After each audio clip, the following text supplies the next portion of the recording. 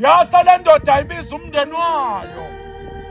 Yayisithi bantu bami lapha ekhaya nibonile inyanga ihlulekile, abathandazi behlulekile, namakholwa lapha kule ndawo yakithi ehlulekile. Yathi-ke kusukela namhlanje sonke abantu bami sesiyokholwa kaShembe, sesiyogcina isabatha.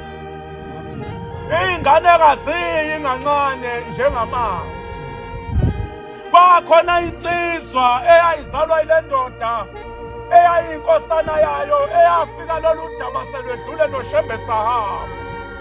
Yase ithi mayizwa le ndaba kayise yathi cha, mina ngeke ngikhonze kaShembe futhi ngeke ngigcine isabatha.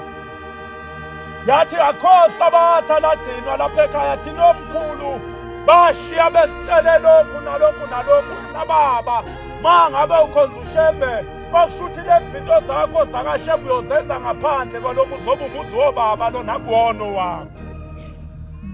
Base bexabana le ndoda noyise. Othi-ke ngelinye ilanga lomfoma exoxa, othi bathi mabexabana le nsizwa noyise, yase uyise wayesemdala kakhulu engasakwazi ukuhamba esedonswa ngesikhumba. Othi kodwa lokhu emile kuleli sabatha lakaShembe, elokhu emkhonzile loShembe wakhe, uthi ngelinye ilanga lensizwa, ngoba ubaba wayenduna lomthetho wesabatha esewufaka nakubantu. Uthi yayiseyihlangana lensizwa, yahlangana nezinye insizwa zendawo, base bebizana babizana bahlangana. Uthi yayimazi uyisindla ehlala kuyo njengoba wayengasakwazi ukuhamba nasemehlweni esemdunda engasaboni kahle. Uthi base bevala eminyango, base bebasa bebasela le ndlu noyise phakathi. Uthi base beyishisa le ndlu bayithungela ngomlilo. Uthi uyise njalo ungaphakathi lapha endlini lensizwa ihlangene nabantu bangaphandle. Impi yasuka nje ngale ndaba kaShembe, indaba yesabatha. Ethi-ke le nsizwa yasha le ndlu. Bathi mabeqhamuka nabanye bomndeni, othi umlilo wawusungene ngoba ukhokho wethu wayesehle ebhucuka isikhumba. Othi kodwa bakwazi ukumkhipha, waphuma lapha endlini ekhasa ngamadolo, umzimba wakhe inyama lena yayibhicika. Ethi yabona le ndoda ukuthi noma kunjalo bemshisa lo muntu akafe uyise. Uthi base bembamba, yathatha umese. Uthi yayimsika uyise inyama emzimbeni ephila, amafutha lana ephuma kuyeni wafaka ebhodleleni.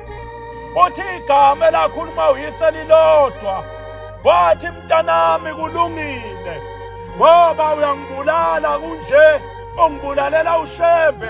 Wathi wena mntanami ngeke ube nalo ithuna, kodwa uyodliwa izinja mntanami, uphila uyozuphele. Uthi yayisithatha le ndoda lamafutha yawadayisela indoda eyinyanga, yathi dayisa amafutha esotha mlilo, kanti dayisela umzala wayo le ndoda bayibulele. Wawathatha lo muntu lamafutha esotha mlilo, amafutha esotha mlilo amafutha omuntu, wawathatha nawakhanda imitha elapha ngayo abantu. Uthi ngampela yangcwatshwa le ndoda eyabulawa indodana yayo bebanga leli sabatha. Uthi kwahamba isikhathi, omkhulu wethu wagula. Uthi eguleni kwakhe wayengasaphumi naye phandle. Uthi wayehlalelele nje lapho umkhulu emseleni. Uthi wayehlala nabantu bemgada, kodwa make kwaphuma umuntu endlini wasala yedwa. Uthi kwakuzwakala esememeza ethi ngilekeleleni nazi izinja zingidla. Mabethi bayangena abantu endlini ababona inja, ulele yedwa kodwa uyamemeza. Uthi kodwa lapha akhomba khona kwakubonakala ukuthi inyama yakhe ihlephukile kunesicubu esingekho, uvuza igazi, kodwa izinja babengayiboni. Uthi ngampela yaze yaphela le ndoda akazi ingcwatshwe.